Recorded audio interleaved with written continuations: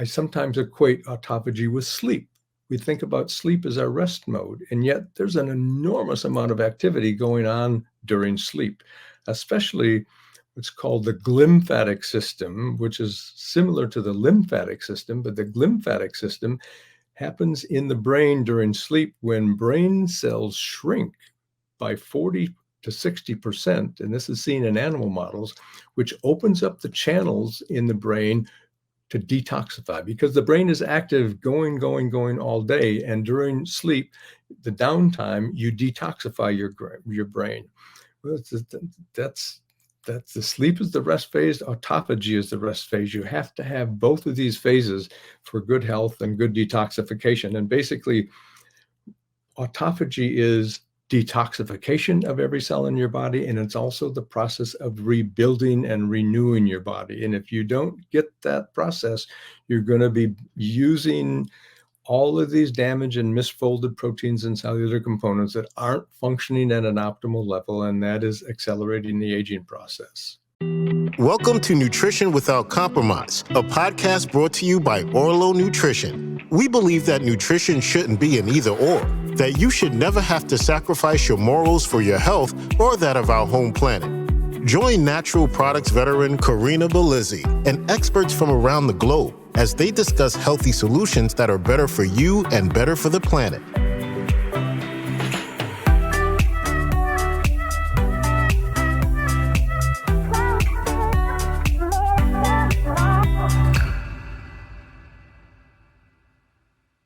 Welcome to another interview episode of Nutrition Without Compromise. I'm your host, Corinna Bellizzi. Today, I'm thrilled to welcome back an expert in anti-aging, colloquially known as the Natural Pharmacist, Dr. Ross Pelton. Ross is a certified clinical nutritionist and has a Ph.D. in psychology. In October 1999, he was named one of the topmost 50 influential pharmacists in America by American Druggist magazine for his work in natural medicine specifically. He has written 12 books. His most recent book is Rapamycin, mTOR, Autophagy, and Treating mTOR Syndrome. It's available now in its second edition, and I have my copy here right now. This is what we'll be digging into today. So, Dr. Ross Pelton, or Ross, what do you prefer to be called? Ross is just fine. It is so nice to see you again. And it's great to have the opportunity to be with you again. Lovely seeing you. I have to say, this is the first time I had the physical book in hand. So last time I had, reviewed the PDF, and it's just so different to actually be able to go piece by piece and see you have some beautiful pictures, even in color in here, to illustrate turmeric and its power, and to look at different people and places that have affected the journey. So it's just really nice to see. And I understand this has become a labor of love for you. Yeah. So why don't you first just talk about the new research that stimulated this second edition? Sure, I'm happy to. The research in rapamycin is just exploding exponentially. One of the important new studies was done by Vera Gorbanova, professor on the East Coast, and she looked at the studies on long-lived mammals, and this is work that had been done before. They've identified the genes that are associated with maximum lifespan. So she did a study with mice. She divided mice into 10 different groups and gave each of them a different type of recognized life extension drug. In addition to rapamycin, there was metformin and 17 beta estradiol and calorie restriction. They did a number of different life extension therapies. Turned out rapamycin was the number one therapy for the activation of genes associated with maximum lifespan. And on the other side of the equation, rapamycin had the least effect on activating genes associated with accelerated aging. So now this is not a human clinical trial, but it really gives some credibility to how and why rapamycin works as a life extension drug. It's really activating the genes associated with life extension, maximum lifespan. Yes, well, of course, when we look at longevity, I mean, what do the studies typically start with a fruit fly because they have such rapidly repeating life cycles that you're able to demonstrate change rather quickly. Yeah. But, many people, the skeptics, they might say, "Oh, well, it's just a mouse study." But where does all science begin, right? We have to start somewhere. And mammals, guess what? Mammals respond really similarly. Yeah. We can look at the research on ApoE4 versus other genome types as it relates to um, macular degeneration, mental health decline, and diseases of the brain as well. And we make all sorts of leaps from that. So it would make sense that we start here. Yeah. But in the last time I interviewed you, you really talked about the origin story of rapamycin and how it came about on Easter Island, and the soil is where it was really defined and captured. So it's different than what you would typically see from something like an antibiotic that is marketed on the market, so to speak. Can you talk about what makes it so unique? Well, first of all, I'd like to emphasize that this is a natural product that occurs in nature. It's a product that's made by a strain of soil bacteria. So it's not some exotic compound that the pharmaceutical companies have created that the human body's never seen before or hasn't existed on planet Earth before. So it's a naturally produced substance. And so that's where we begin. And let me just review also the fact that this is an FDA-approved drug. It got approved in September of 1999 to treat patients with kidney transplants because when it's taken daily, it suppresses the immune system. And so these patients that get organ transplants need to be on immune suppressing drugs for the rest of their life. And in the early 2000s, rapamycin got approved to treat several different types of solid tumor cancers. But these FDA approvals have really been a sticking point or a hindrance to its being accepted as a life extension drug because doctors don't usually write prescription for life extension enthusiasts for chemotherapy or drugs that suppress the immune system. But the breakthrough um, study was done by Dr. Joan Manick, who was working at one of the large pharmaceutical companies, Novartis. And she had the enviable position of being able to research anything she was interested in. And so she decided to work on aging and look at rapamycin. And she decided to take a group of elderly people, age 64 to I think 85, divided them into 4 different groups and had a placebo group, a group taking a rapamycin. It was actually a rapalog, drug that has exactly the same effects as rapamycin. One group got 0.5 milligrams daily for the duration of the study. Another group got 5 milligrams once a week. And another group got 20 milligrams once a week.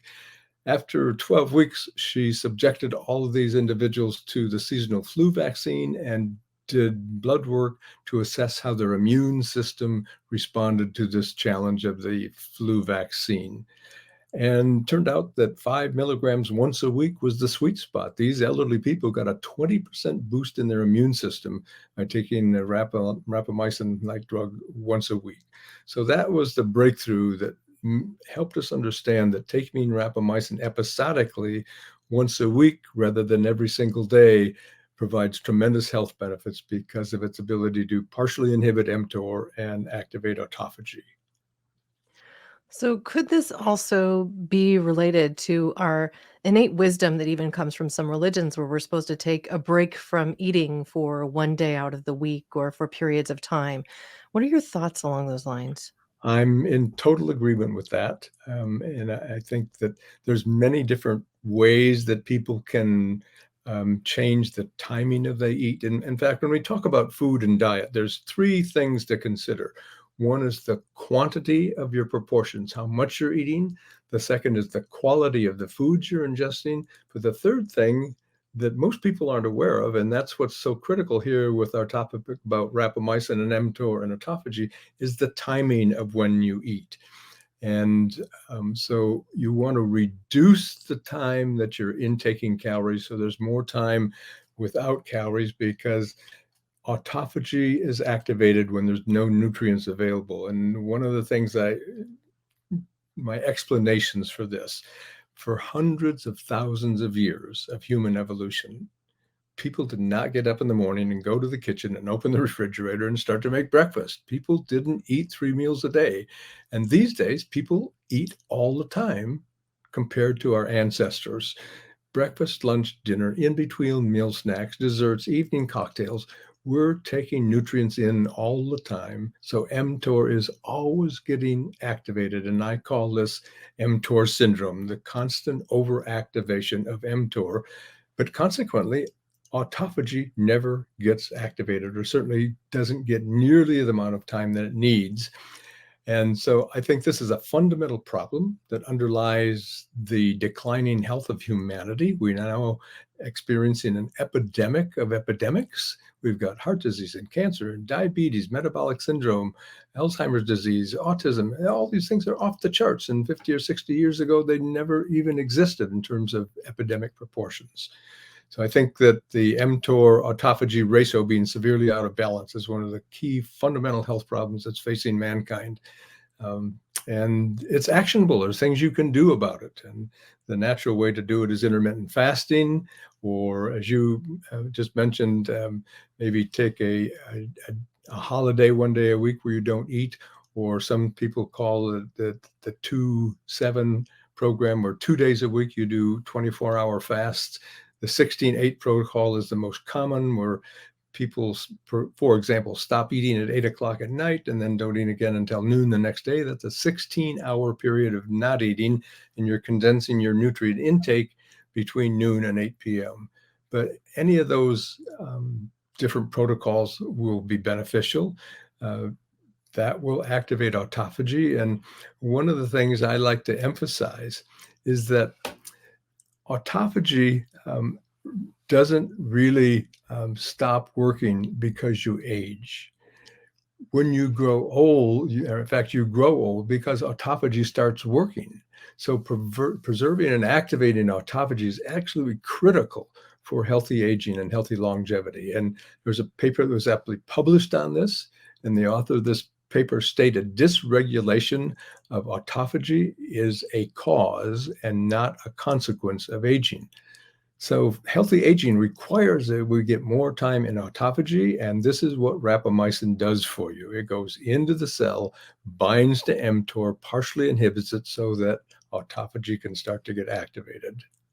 Now, I'm sure we know many of the same people in our beautiful industry here, but I'm thinking of some of Naomi Wattel's work, and she was for a while marketing a tea that would help to stimulate autophagy or to put you in this kind of a fasting state. Are there other things that can help to stimulate this cycle that you are aware of or that you like to point to? Sure. Just calorie restriction is one way to do it. And exercise is critical for activating autophagy. Getting proper sleep is another factor that's really important. So there's a number of things that people can do in addition to intermittent fasting or calorie restriction. I think a couple of the most important things are regular exercise 4 to 5 days a week. And I really emphasize the importance of strength training.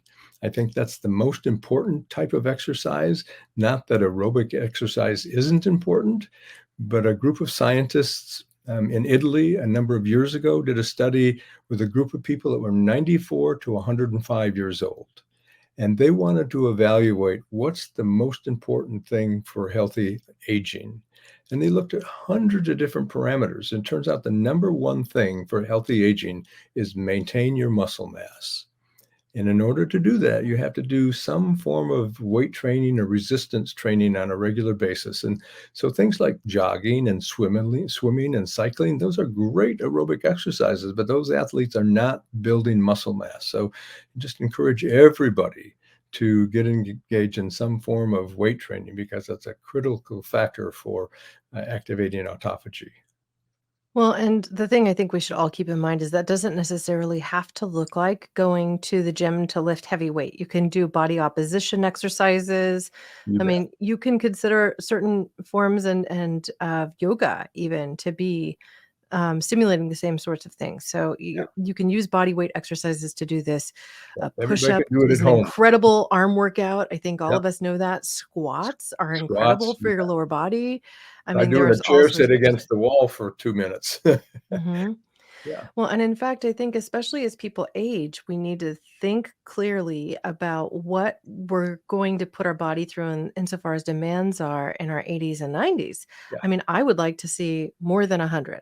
I tell my kids that my desired age is always 60 years in the future because I see myself as not even close to middle aged yet. That's how I would like to see my existence.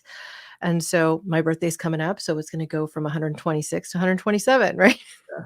Do the Yeah. math or like, Yeah, like a number of I'm years just ago, Corinna, there was a doctor, but back in the 1980s, a famous physician, Dr. James Fries, who published a study. He got severely ridiculed for this when it was initially published, but he proposed the rectangularization of the aging curve and the compression of morbidity.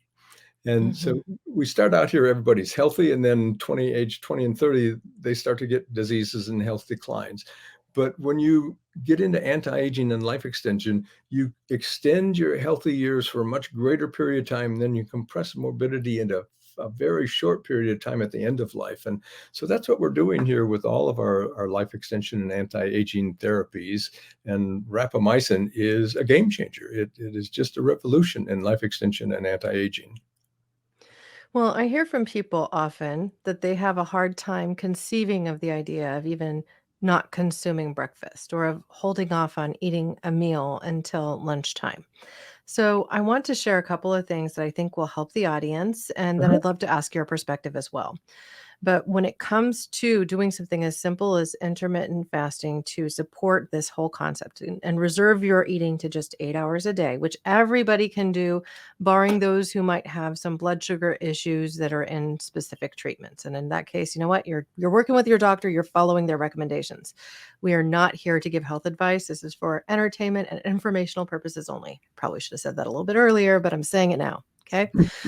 So, as it stands, the types of food you're eating affect your appetite.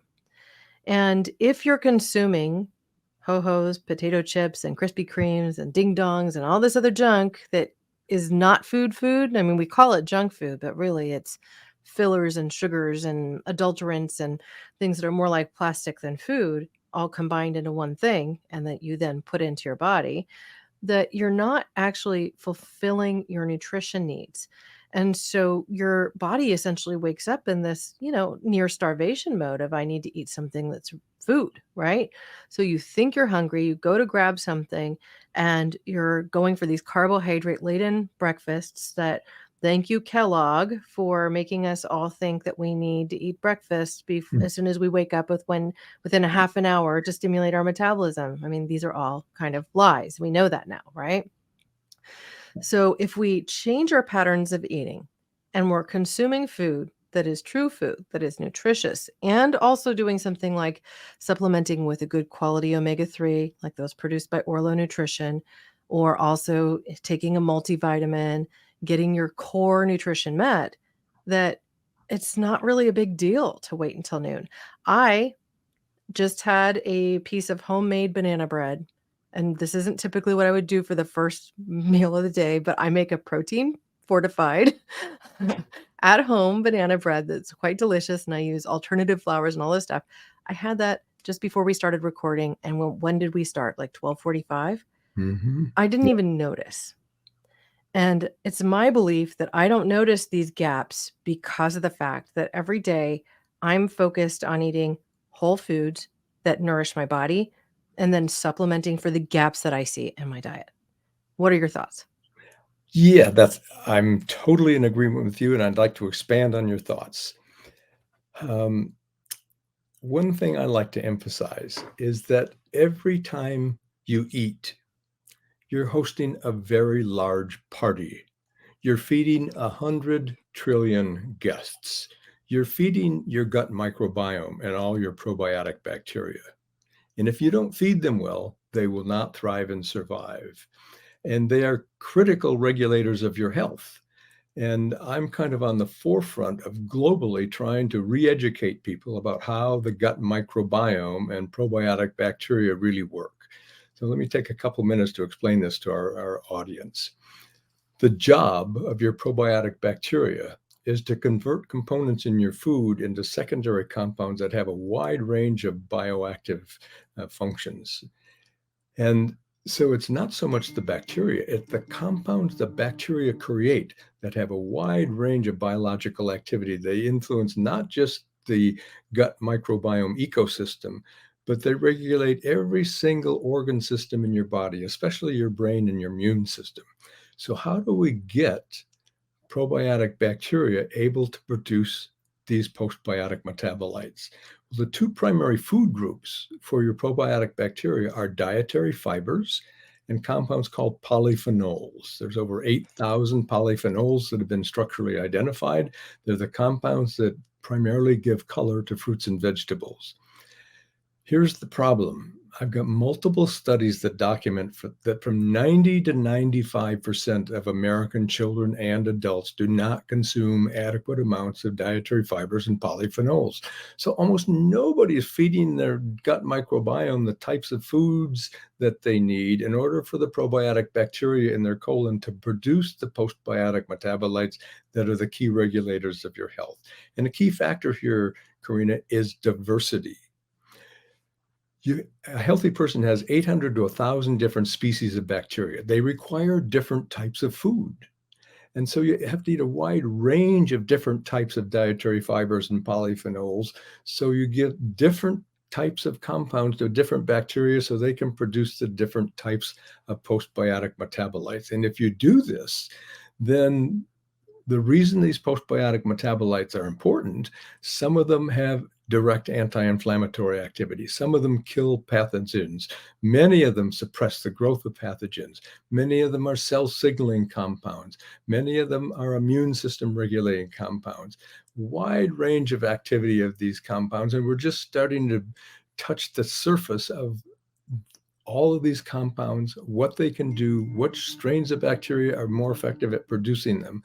But this is really a new understanding of the gut microbiome. And I will send you a link that you can post in the show notes. I wrote a paper that was published in a scientific journal titled Postbiotic Metabolites, the New Frontier in Microbiome Science. It's a really critical new understanding of how this whole system works. And the second paper I wrote, it was published just a couple of months ago, is titled The Microbiome Theory of Aging. So I'll get those links to you so you can share them with all of your viewers. Well, I think I'll be an apt reader of both as well. Now, I want to also expand on this because I think many people might think, oh, well, I eat a variety of foods. But the statistics are kind of astounding. Most people don't consume more than 20 different foods in a given week. And so if you look at that, it's like, okay, well, maybe you do a chicken salad every day for lunch. And you go ahead and you throw on there some chicken breast to get your protein, and you're getting a good 20, 30 grams of protein. So you're supporting your body's needs with that. And you have some arugula or spinach on there, and maybe some tomatoes, and then a dressing. And the dressing might have, let's say, seed oils, processed oils, and you're getting omega-6s, you're getting no omega-3s with this whole meal. So you're missing a vital component. And the vegetables may or may not be organic, may or may not have the most nutrition. And so you think, okay, I'm doing good. I'm having the same lunch every day. But then breakfast is a combination of whatever coffee drink you have in hand or tea, maybe some juice. And then dinner might look like one of the same 5 things. So the meals don't actually vary that much throughout the week.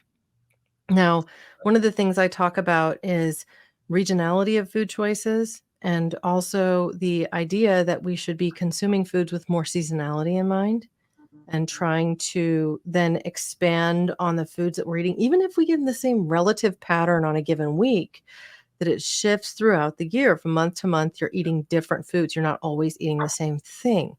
How else might you advise people to ensure that they've got more variability in their diet so they're supporting their entire microbiome? I'm glad you asked. um, I have an 8-minute YouTube video that people can have access to if they just Google my name, Ross Pelton, and Salad Buzz, B-U-Z-Z as in zebra, Ross's Salad Buzz. And what I'm doing in this 8-minute YouTube video is teaching people how to make a microbiome supporting salad. I've got 16 different types of vegetables in my microbiome salad, and I spend about 20 minutes processing all my vegetables about once a week. And the secret, as I explained in this video, when I'm done, I squeeze a lemon onto what I call my salad buzz that I've got prepared. And the vitamin C in the lemon juice preserves your salad buzz in a Tupperware container in your refrigerator for up to a week. And this is a tremendous time saver. 4 or 5 nights a week, the main meal for my wife and myself is our evening salad. I go to the refrigerator, I pull out the Tupperware with my salad buzz, a bag of lettuce from the co-op grocery, my health food grocery store. It's got 4 different types of lettuce in there, and 2 bowls, and a handful of lettuce, a handful of salad buzz, some wild-caught salmon or some garbanzo beans for a protein source. It takes 2 minutes to make dinner. It's a tremendous time-saving process, and you're really feeding your microbiome. So what I try to get Yeah. people to understand is the importance of eating a little bit of as many different types of plant-based foods per day as you can. Diversity, diversity, diversity. The other Now, thing I'll Ross, mention. I've watched that video, and I Uh-huh, have to tell you, I loved it, and I will yeah, embed it on our blog page for this great. episode so people don't have to search for it. What I love about this salad buzz is that you have essentially made it a base that people can then vary. So almost like if you were to look at, oh, okay, well, I'm gonna have a starch with my meal tonight, right? They could have the salad buzz, but add components to it to make it unique so you don't get tired of the base either. Mhm, And I just love the colorfulness and that, it was easier to consume with, like, if you wanted to use a spoon or a fork. I've also seen a recent trend of women choosing to make salads that they can eat with a spoon. So they're cutting them in smaller pieces mhm. just because it's easier to eat on the fly when you're managing your kids and running around the house and doing everything else, which I thought was really innovative and a simple hack, right? Yeah. Here's something else I'll make available to your viewers, Corinna. Let me see, get it in front of the camera here. This little booklet, Dr. Ohhira's Probiotics and Postbiotic Metabolites, explains this whole concept of postbiotic metabolites and how the probiotic bacteria will make these health regulating compounds if you feed them well and eating the correct type of plant-based diverse diet. And people can get a free copy of this by going to naturalpharmacist.net/Ohhira book. That's OHHIRABOOK. I'll send you the link to that too, Corinne, so you can post it for folks. Oh, thank you so much. So, Yeah, yes, that's right, because you are also a collaborator with Dr. Ohhira's on that side of the world. So, thank you so much for that. Now, as it stands, what other sorts of habits are you most in love with for supporting true anti-aging so that people can feel younger and more vivacious today than they did last year? great. Well, um, another chapter that I wrote in the second edition of my book is directly related to the question you just asked. It has to do with the age-related disease called sarcopenia, and Muscle that degrade. Yeah. term, that sarcopenia, is the age-related loss of muscle mass and strength. And as we age, everybody has an increasing rate of muscle loss and loss of strength. Dietary protein is critical to try to um, deal with this sarcopenia, to reduce the onset of it. And what we've discovered and what I've summarized for people in my book is that we normally have a balance between, on the one hand, muscle protein synthesis, and on the other hand, muscle protein degradation. But as we age, there is a decline in muscle protein synthesis, but the rate of muscle protein degradation stays the same. So you end up with a net negative balance because we have a decline in muscle protein synthesis. But what we've learned is that if you supplement with protein or nutritional supplements, whey protein, for example, or amino acid supplements, or just ingest more dietary protein, you can offset this decline in muscle protein synthesis. So it's really critical, especially for the elderly, because as elderly people age, they routinely eat less, but they should be eating more protein. And the other thing I've written about in this particular chapter in my book is that the recommended dietary allowance for protein in the United States is set way too low. It needs to be almost twice as high just to reach where it should be for a normal level. What they call the recommended dietary allowance is really the minimum daily allowance. And who wants minimal health? I want optimal health. So people should be ingesting more protein, and especially people as they age, to offset the decline in muscle protein synthesis. So that's a critical factor. The other thing that will offset sarcopenia and the gradual loss of muscle mass and strength is weight training, strength training.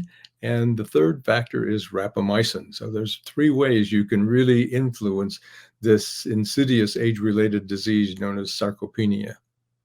So let's talk about protein needs for a minute, Yeah. because I have heard various experts say you can only absorb so much protein at once. So you need to be able to get 20 to 30 grams of protein per meal, essentially.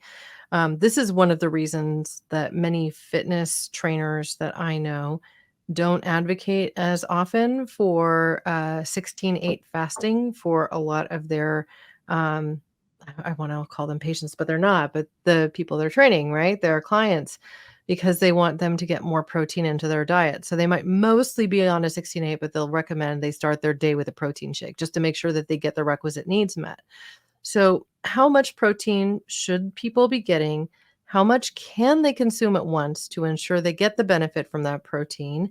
And really, at what age should you start to even increase that need? Well, the right now the U.S. RDA for protein is 0.8 milligrams per kilogram of body weight, and a kilogram Mm. is 2.2 pounds.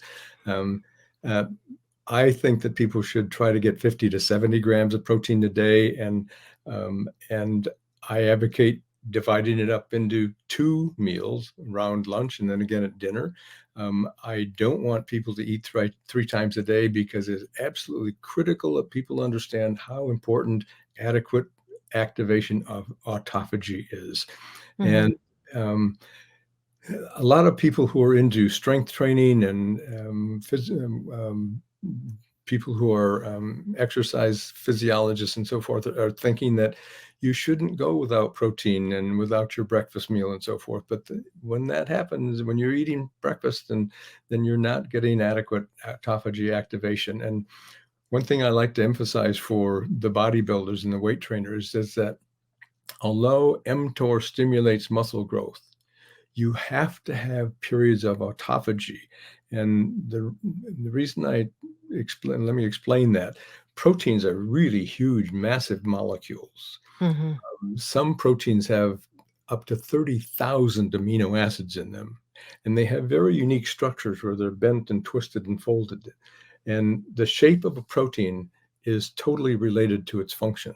But over time, different types of stress will cause proteins to get damaged, and they'll be misfolded and lose some of their structural integrity, but they stay in place.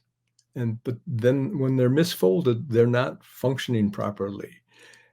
And so I use the analogy of a flat tire. You can't put a new tire on until you take the old tire off. It's the Mhm. same way with these damaged, misfolded proteins and enzymes and cellular components in your body. You have to have autophagy to get the old damaged parts out so that mTOR can create new healthy proteins and enzymes. So you've got to get this period of autophagy to have healthy longevity. Okay. Now you said 50 to 75 grams a day, which to me even sounds a little low. Um, You can actually increase it. Yeah, I didn't do the math probably correctly, but what's your mm. recommendation? How high do you go on your Yeah, I recommendation? mean, I just generally see most of the people talking about things like the sarcopenia and whatnot are saying, 80, 90, even 100 grams a day of protein. And Okay. so if you can only absorb so much of that at once, I wonder how you can split that into 2 meals and if that's effective or if you're just overdoing it at that point and then some of that protein just becomes sugars in your system, right? I don't think anybody's really studied this too effectively yet. And I don't think anybody's really looked at twice a day eating and seeing if people get adequate protein for their muscle protein synthesis.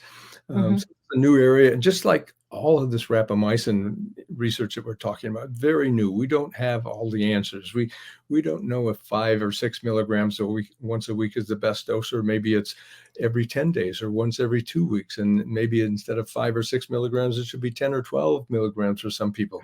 This is all very new.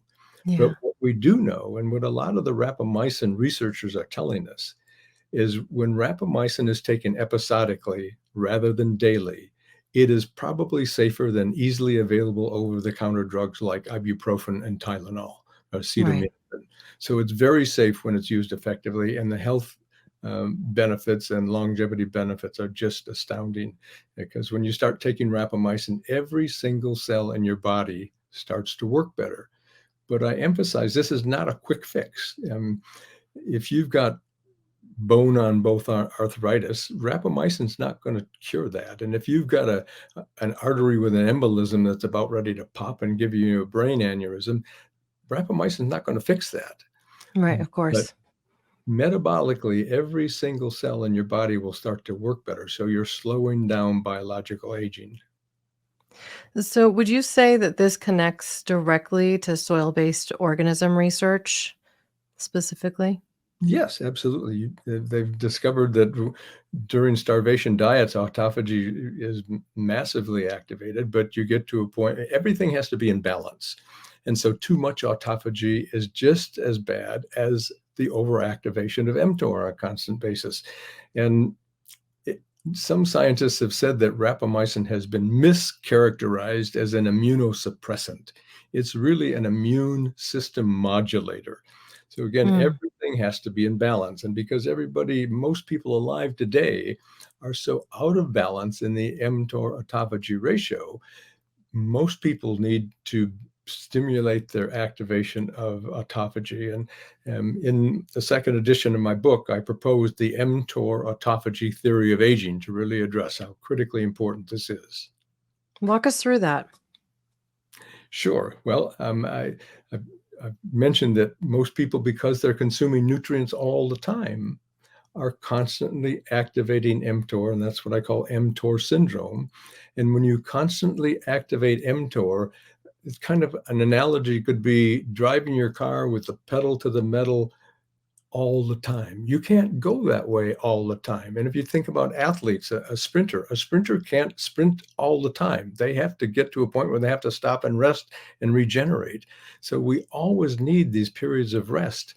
And I sometimes equate autophagy with sleep. We think about sleep as our rest mode, and yet there's an enormous amount of activity going on during sleep, especially what's called the glymphatic system, which is similar to the lymphatic system, but the glymphatic system happens in the brain during sleep when brain cells shrink by 40 to 60%, and this is seen in animal models, which opens up the channels in the brain to detoxify, because the brain is active going all day, and during sleep, the downtime, you detoxify your brain.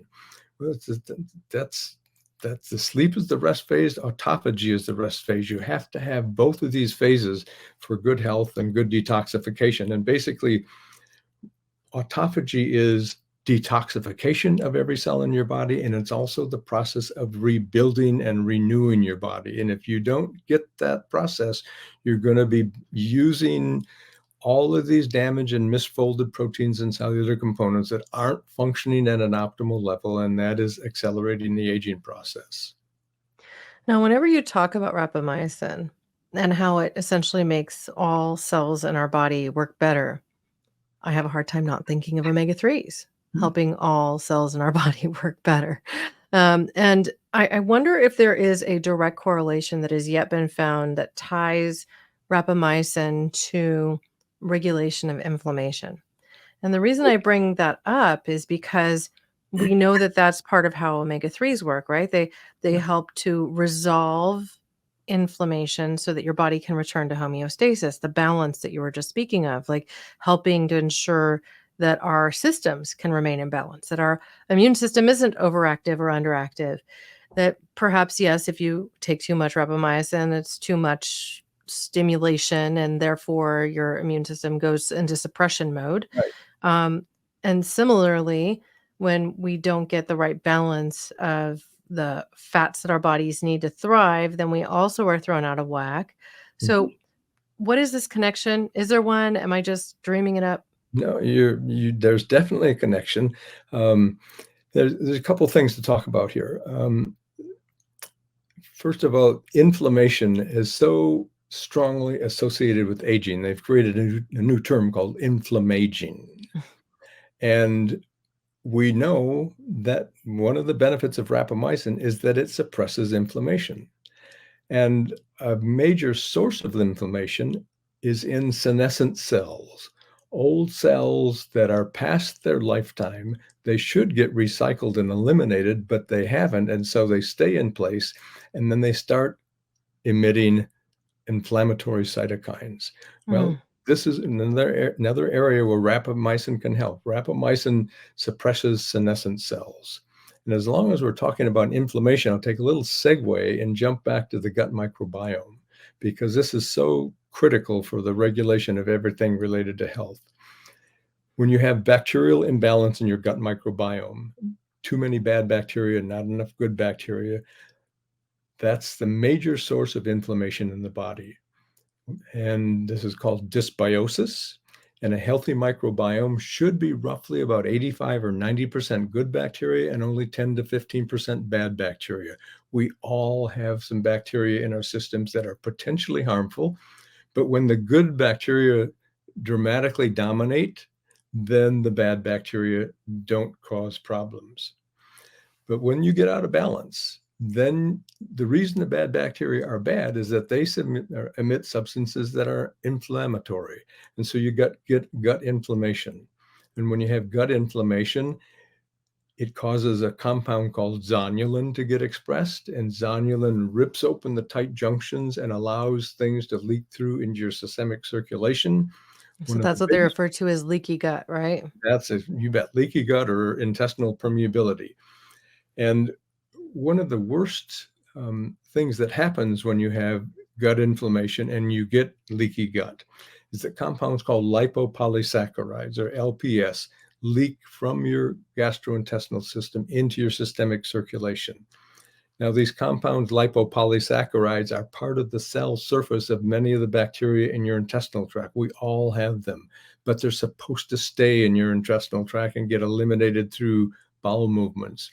When you have leaky gut, these lipopolysaccharides leak into systemic circulation. They are highly inflammatory. And there's a fabulous study that I've made slides out of and I talk about in my lectures and presentations, where they took healthy young individuals, young adults, and divided them into two groups. And this is called a double-blind placebo crossover trial. So in the first part of the study, there's the placebo group and the lipopolysaccharide group. And the group getting lipopolysaccharides, the injection was so low, there were no symptoms whatsoever. Halfway through the study, they reverse it, and the people that got the placebo the first time get the injected lipopolysaccharide the second time, and the lipopolysaccharide people get the placebo. At the end of the test, everybody either in the first phase or the second phase of the trial has got low-dose lipopolysaccharide injection, but again, the dose was so low, nobody had any symptoms whatsoever. When they did the blood work, they found that during lipopolysaccharide injection, there was a huge increase in inflammatory markers, 25-fold increase in tumor necrosis alpha, and a 100-fold increase in interleukin 6. These are highly inflammatory markers, which means you are getting tissue destruction and organ destruction, accelerating biological aging, even though you don't have any symptoms. So this is why it's so critical that people eat a plant-based diet with diverse range of plant-based foods, so you create a healthy microbiome. And people have a tremendous misunderstanding of commercial probiotics. Yeah. Americans think more is better. Mine's got 50 billion. Mine's got 100 billion. Mine's got 200 billion, thinking Well, the and it's higher. not even true. You test what's on the shelf, and we all know that that's problematic.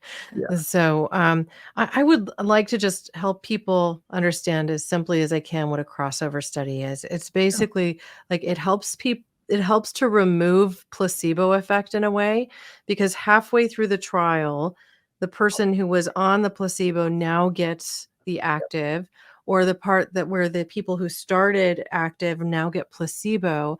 And so because of that, because that crossover occurs, it controls for the placebo effect, which could be as much as 30%. And there is this whole biology of belief that goes into the effect of medicine will have on us, even just by telling you I'm giving you a medicine that can make a difference. Yeah. And so I think they're really interesting. And the fact that you're looking at blood markers that tell the story as well, is not just relying on something like survey of how people felt, is critical. I also want to point to something that I think we should all be thinking about here, because one of the things that we're doing right now at Orlo Nutrition is really focusing on a person's omega-3 index.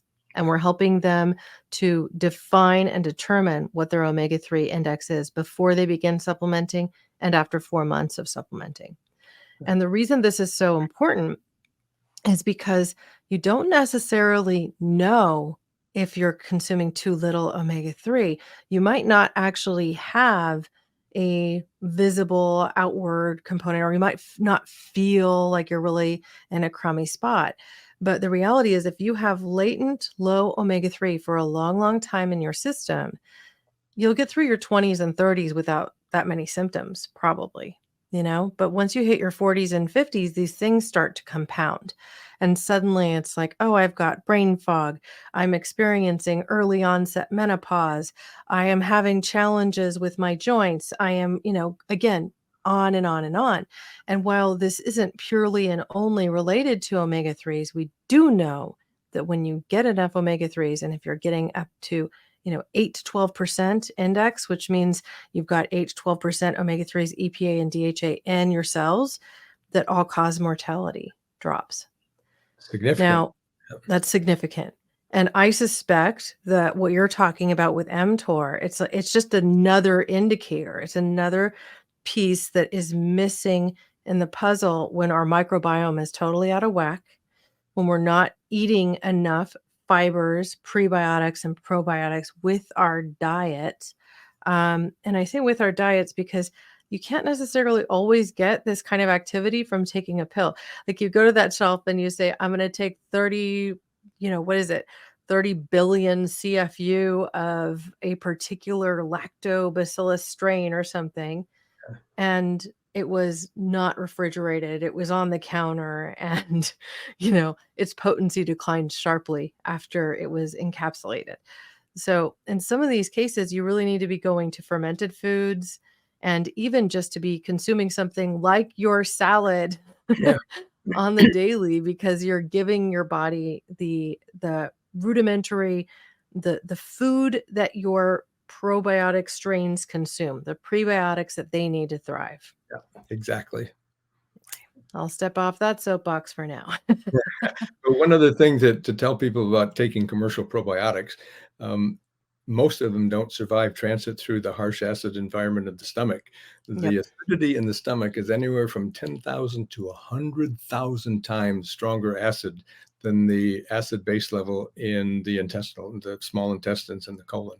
So the acidity in your stomach is one of the front lines of your immune system to kill everything that goes in your mouth. And so a lot of the commercial probiotics get killed before they ever get into the small intestine and the colon. What do you think of spore form probiotics? I'm sure that people who are often perusing the supplement aisles have heard of them, the shelf stable spore form probiotics. Well, the problem with that, Corinna, is that when those bacteria if they do arrive in the colon, they have to find these fiber-rich foods and the polyphenols and start to create the postbiotic metabolites. That all takes time. And as I mentioned earlier, most people aren't consuming nearly enough dietary fibers and polyphenols, so they're not able to effectively produce the postbiotic metabolites. So most commercial probiotics are not nearly as effective as people think they are. Yeah, we get back to the same story. A pill isn't going to solve it if you don't have the food that your food needs essentially in your body. Exactly. Yeah. Yeah. I mean, it's so critical. Now, I'm venture to guess that you would also advise people to, generally speaking, take their supplements, their food supplements with their meals. Are there exceptions that you tend to recommend? No, I think all the supplements are fine to take with meals, and some of them it's very critically important to take with meals. For example, vitamin D and coenzyme Q10 are fat-soluble nutrients. We don't absorb fat-soluble nutrients very efficient, so it's really important to take those types of nutritional supplements with a fat-containing meal. Yeah. And, while our omega-3s are in the polar lipid form, they're absorbed just fine day or night with or without Yeah, food, yeah, generally speaking. they'll absorb fine anytime, and I'm totally on the bandwagon with you. Omega-3s are critically important. They go into the anti-inflammatory prostaglandin pathway and help to suppress inflammation. And we should get there's an omega-3 and omega-6 ratio, and our dietary intake of these omega-3s and omega-6s should be anywhere from 1 to 1, 1 to 2, maybe 1 to 4. But in the standard American diet, it's oftentimes 1 to 20 or 1 to 30. People Yeah, get I know. way It's too so much awful. omega-6, not nearly enough omega-3, and the omega-6s are pro-inflammatory and accelerate aging. Yeah. And one of the things that I think we have as a common misconception, especially by those that are plant-based, eating whole foods for the most part, they'll think, oh, well, I'm getting enough omega-3s because I'm eating walnuts and I'm eating flax seeds and chia seeds. But our systems aren't super great at converting those particular alpha-linolenic fatty acids that are alpha-linolenic acid that's present in those terrestrial plant sources into EPA and DHA. And so, what we've found, and we've been running this tested by you campaign now for a few months, is that the first tests people are, generally seeing 3.5 to 5 or 6% on the high side of their omega-3 index. We Mhm. really want to see people coming in at 8% plus to reach their full potential, so to speak. I know that when I went fully plant-based and was just taking a couple soft gels a day, like a standard dose, I was testing at 6.5%. Uh-huh. And that's pretty good for a vegetarian, right? And I say pretty good for a vegetarian because vegetarians and vegans tend to test at 3.5 to 4%, which is among the worst, even worse than most Americans on a standard American diet. Yeah. Sadly, that's true. It's just hard to get enough of these particular fats without supplementation. And so, for those of you that are interested in learning about your omega-3 index, I just have to say, we're running this Tested by You program right now, and probably over the next 6 months. If you subscribe to the Tested by You program, you'll get a 2-month supply of omega-3 with our beautiful glass bottle and an omega-3 index test. I'm going to hold it Fabulous. up for you now. So we cover the cost of this. This is $50 to buy directly from Omega Quant, but we're covering the cost for this. And then with your third shipment, which will include your 5th and 6th month, you receive a second test. So you can test before you begin consuming your omega-3s and after 4 months of supplementation, because it generally takes 3 to 4 months to see, the omega-3s really make their way into your tissues so that you'll see measurable results. And then from there, if you're not quite to 8%, and you can make further modifications to get there. That could be increasing your dose slightly or changing your eating habits.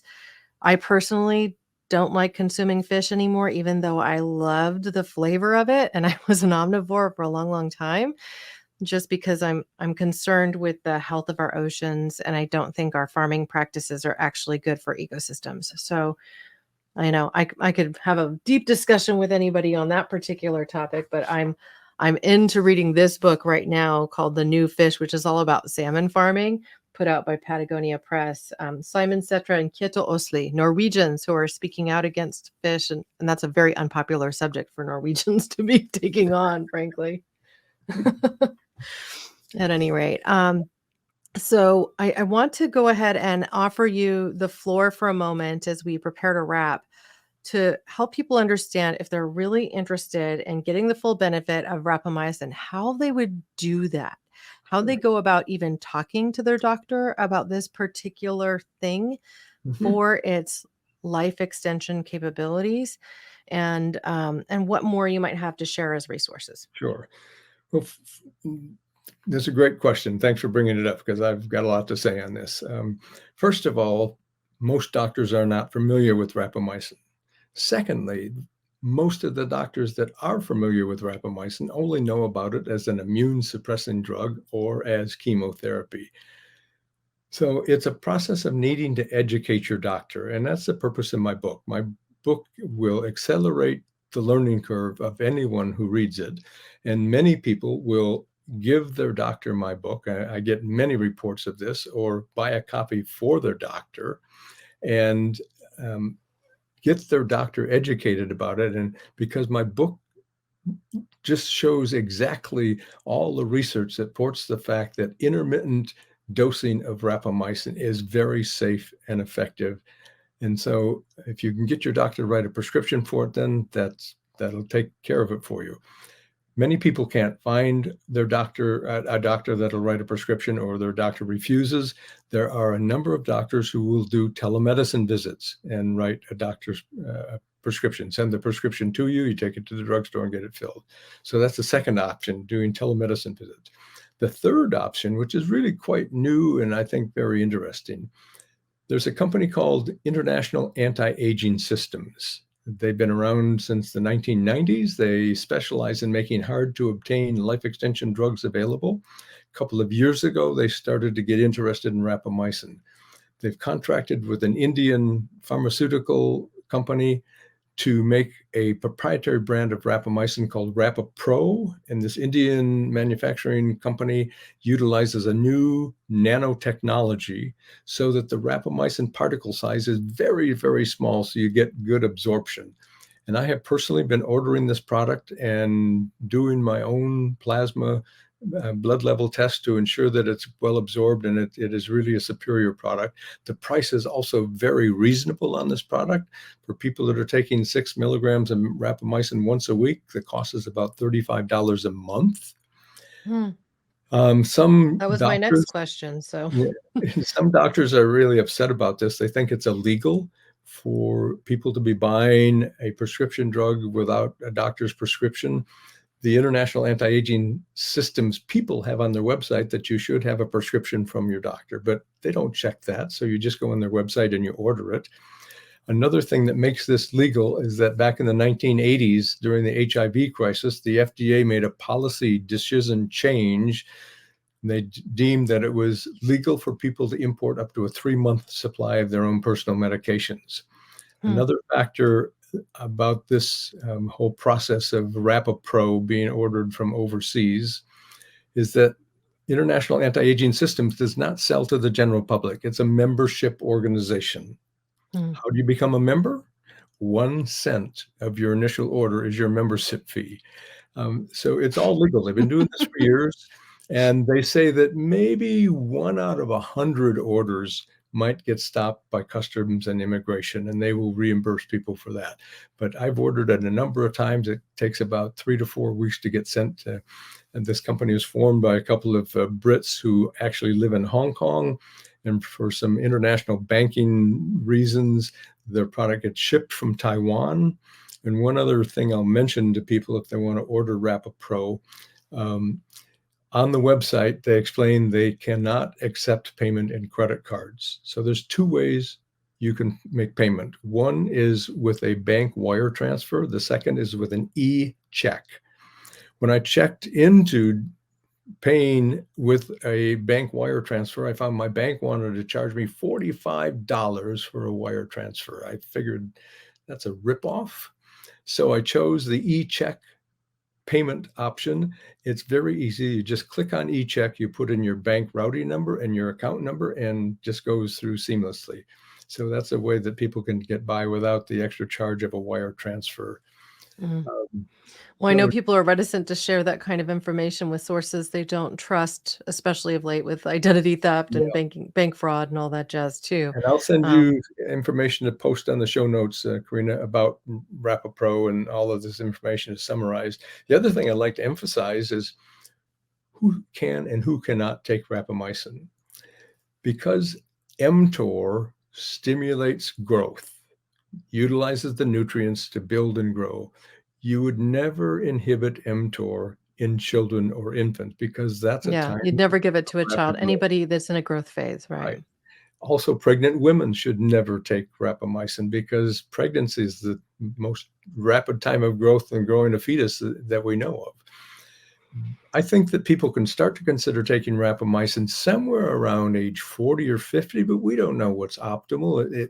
Somebody that's obese at age 30 and has metabolic syndrome, maybe they can start taking rapamycin earlier. We just haven't done the studies to determine this, but I think it's fine for people around 40 or 50 to start taking rapamycin to experience the lifelong reduction of the aging process. It's not just life extension, it's increasing your health span as well as your lifespan. So I'm about to turn 47, and I think by the time this airs, I will have. And so I'd be a candidate for this. Absolutely. What sort of changes would I expect in the first, let's say, Yeah, 30 that's a days? great question. Thank you. I'm 80 now. Just became an octogenarian a couple of months ago. When I started taking rapamycin 2 years ago, the only thing I noticed over the first 6 months is some loss of visceral abdominal fat and a little bit of weight loss. Oh, darn. Yeah, but you really don't notice a lot. And what I try to get people to really understand is that this is a long-term commitment to slowing down your aging process.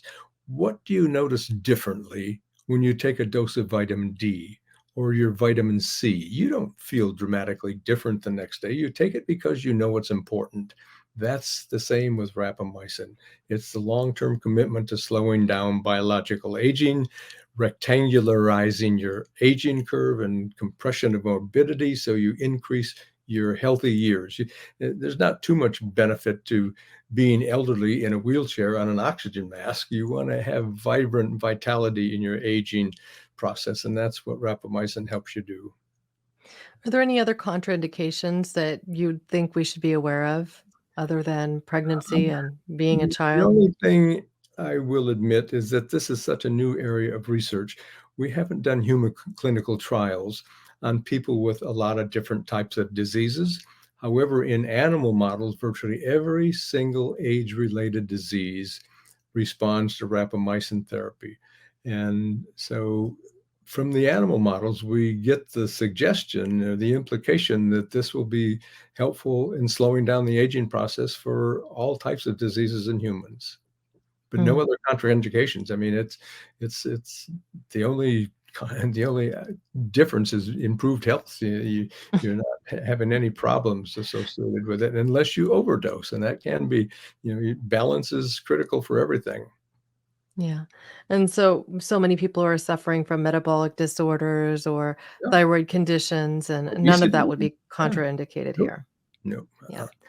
Okay, well, thank you so much for all of that. And as a final reminder, this podcast is for informational purposes only. If you have a health condition, you should be seeking the help of your natural health professional, of your doctor, your medical professional, and perhaps even getting them a copy of this book so they can help guide you on your journey, especially if you're interested in trying out rapamycin as you age to, I And won't I'll say. mention to people, Corinna, that they can order my book from Life Extension by calling 866-598-6747. And if people order my book through Life Extension, they will get a free 6-month subscription to the Life Extension magazine. Yeah, that's a good resource too. Now, you also have this book up on Amazon. And Yes. so I'm going to go ahead and put this book in my shop, which Fabulous. also features Orlo's products. And that's just amazon.com/shop/Corinna Bellizzi. I know my name is long, but look at show notes. You can figure that out too. And I'll include the link there as well. But I really just want to make sure that people have no trouble finding the book. And so many of us have just become accustomed to using the Amazon machine. Thank you so much for joining me today, Ross. I really appreciate your time, Thank you, your Corinna. effort, your energy, and your enthusiasm for this particular thing. Well, I I'm applaud considering trying the Rapapro myself. you are a health warrior out there on the front lines, and I really commend you for all the work that you're doing. Thank you so much, Ross. Take care. Bye for now. As always, I will be sure to include links to where you can learn more about Ross Pelton, his work, and Rapamycin with show notes. Visit orlonutrition.com for our complete blog about this episode, including features that you won't find anywhere else. And I'll remind you, too, that listeners of this show qualify for a bonus discount at checkout. All you have to do is use the coupon code NWC for Nutrition Without Compromise. That's just NWC. If you're interested in the Tested by You program, you'll also receive a bonus discount on that. And you have to understand that when you commit to that first 6 months of subscription, you're getting 15% off every day, and you're getting $100 worth of tests done by a third party, not us. We get anonymized results, which just means we get birth date, sex, and what your results were. So we can see how you progressed over time as well, but without specific data on you in your own person. It's anonymized so that we can just see the effect of our product over time. Thank you all for joining me today on this journey. If you have questions about what we covered, please reach out via our social channels at Orlo Nutrition, or send me an email directly from the Orlo Nutrition website. As we close today's show, I hope that you'll raise a cup of your favorite beverage with me as I say my closing words. Here's to your health. Thanks for listening to Nutrition Without Compromise. To make sure you never miss an episode, subscribe, rate, and review wherever you listen to podcasts. If you'd like to learn more, visit orlonutrition.com and join our mailing list. You'll gain access to complete show notes, features, and informative blogs, because nutrition shouldn't be an either-or.